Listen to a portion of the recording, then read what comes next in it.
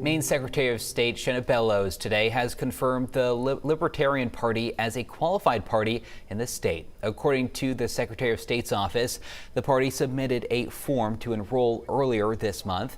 At that time, there were more than 5,100 Maine voters enrolled in the party, more than the 5,000 needed to qualify the party to participate in the primary election in June. With the confirmation, the Libertarian Party will also be able to access ballots for the presidential race in the general election.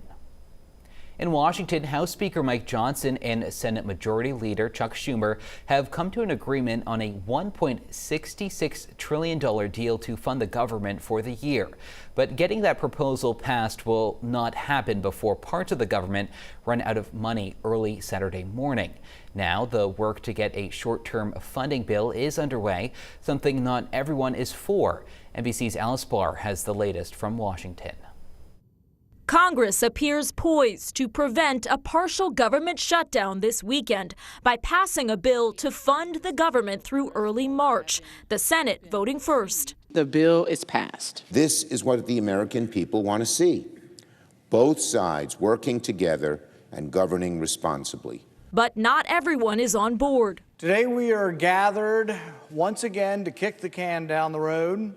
The stopgap measure is a bridge to a full-year funding bill that the top Democrat in the Senate and top Republican in the House have reached a tentative $1.66 trillion agreement on. Many conservatives object, pressing for more spending cuts. But while there is progress on keeping the government open, a separate fight is ongoing over tying funding for Ukraine and Israel to the U.S. southern border.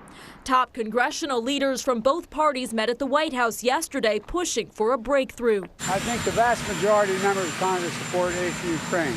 The question is whether or not a small minority are going to hold it up, which could be a disaster. Former President Trump urging Republicans not to support any border deal negotiated with the Senate and Biden administration, dividing the party. If the reports are accurate, I'm not going to support it.